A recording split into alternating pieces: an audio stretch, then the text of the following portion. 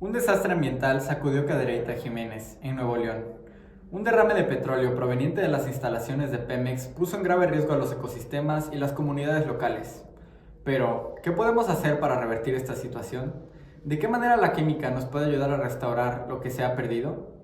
Somos el equipo 5 y a continuación profundizaremos un poco en esta situación. Asimismo, profundizaremos un poco en los temas relacionados con los hidrocarburos, los métodos de separación entre el petróleo y el agua y las soluciones químicas que nos pueden ayudar a mitigar este tipo de daños. El derrame de un ducto de Pemex. En el 2014, el derrame de hidrocarburos de un ducto administrado por la refinería de petróleos mexicanos, Pemex, ocasionó la contaminación del río San Juan. Esto provocó daños en los ecosistemas de este río, como en la fauna silvestre, en los cultivos, en la ganadería y en la calidad del agua para el consumo humano. Aunque han pasado muchos años y las consecuencias de este derrame no son físicamente visibles, se ha detectado que la refinería ha expulsado aguas residuales con cierta cantidad de hidrocarburos y aceites. Es por esto que un grupo de residentes y expertos ha solicitado el estudio de la calidad del agua actual.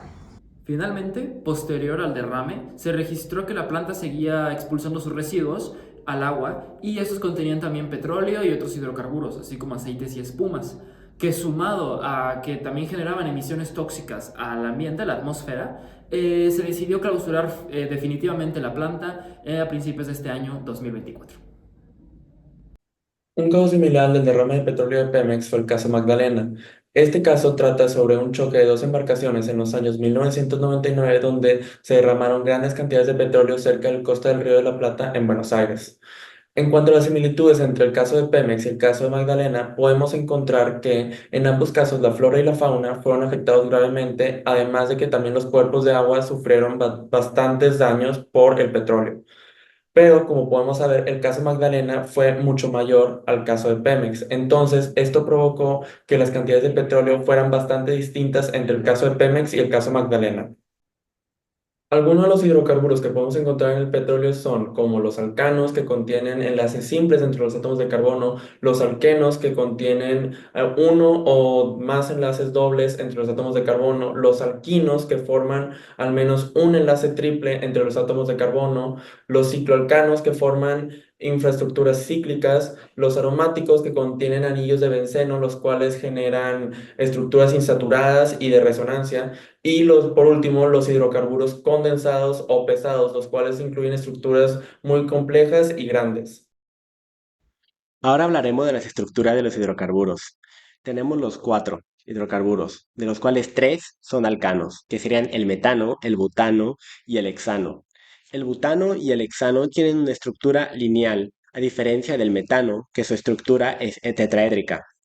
Seguido de este tenemos el benceno, que es un hidrocarburo aromático, el cual tiene una estructura cíclica. Finalmente vamos con el agua, que su estructura es angular. Podemos ver que la polaridad de estos componentes, pues todos son no polares a excepción del agua. También podemos ver la densidad. La densidad del metano es 0.67, la del butano 2.54, la del hexano 3.23, la del benceno ya sube mucho más, que es 878. Y tenemos que el hidrocarburo más denso es el agua con 998. Y pues en la solubilidad del agua podemos ver que todos estos componentes son no solubles a excepción del agua. A continuación, exploraremos algunas de las opciones que existen en la actualidad para separar el agua del petróleo. Como podemos ver en el gráfico, una de las tantas opciones que existen es la centrifugación, que se basa en el principio de las densidades y gira en un dispositivo como el que vemos para hacer que el fluido más denso vaya hacia el exterior, mientras que el más ligero permanezca en el centro. También tenemos la separación por gravedad, que al igual que la anterior, se basa en la diferencia de densidades para separar el agua del petróleo. En este caso, se deposita el líquido en un dispositivo que puede ser especializado. De esta forma, con el transcurrir del tiempo se permite que el petróleo, al ser menos denso, flote sobre el agua, mientras que ésta se vaya hacia el fondo debido a su peso. En la separación por membranas se hace pasar el líquido por una fina capa de material, que funciona como un filtro dejando pasar cierto material mientras que retiene el otro. Funciona algo así como un colador que retiene lo que no puede pasar a través de él. Finalmente, para la coalescencia se utilizan agentes especializados que hacen que las gotas aumenten de tamaño por el petróleo, facilitando así su filtración y purificación del agua. Es como si las gotas chiquitas se agruparan para formar gotas grandes que vuelven más sencilla esta labor. Ingestión de agua contaminada. Eso puede tener efectos tóxicos graves, tanto agudos como crónicos.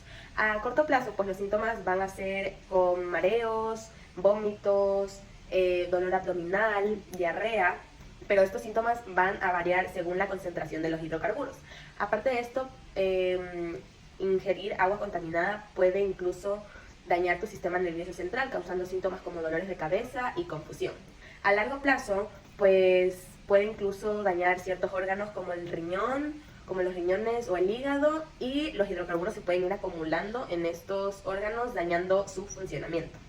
Si tienes contacto directo con estos componentes, pues lo que va a pasar es daños en la piel, como irritación, ardor. Aparte, si respiras componentes con cierta cantidad de hidrocarburos, pues puedes llegar a tener asma, tos y daños respiratorios. Ahora hablaremos del impacto que tiene el derrame de petróleo en un lago. Primero, un ecosistema que sufre un derrame de petróleo nunca termina recuperándose al 100%, lo que causa que muchos animales migren o puede llevar a una desertificación, lo que cambia la dinámica ecológica del lago. Ahora, yendo a lo que sería la fauna, el derrame de petróleo afecta principalmente la fisiología de los animales y respecto a la flora, el derrame de petróleo contamina el suelo, lo que afecta la absorción de nutrientes de las plantas, lo que terminaría causando una desertificación. Bien, para terminar, hablaremos un poco respecto al método de separación que decidimos proponer para resolver este problema, el cual es la bioremediación. Este método consiste en utilizar microorganismos vivos que se encarguen de degradar, absorber o destruir por completo los diferentes contaminantes del agua. De esta manera se puede realizar de una manera sencilla y amigable con el medio ambiente. Por otro lado, tiene algunas desventajas, como el hecho de que requiere unas condiciones muy específicas de salinidad, de disponibilidad de oxígeno, de pH, entre otras circunstancias que puede hacer que se desarrolle muy bien o que no sea tan efectivo. Además de que pues suele ser un poco lento, pero tiene la ventaja de que es muy barato y amigable con el ambiente. De esta manera nos parece un método muy interesante para resolver esto, porque pues también nos ayuda como a ver que los microorganismos no siempre son completamente dañinos y nos pueden ayudar a solucionar este tipo de problemas.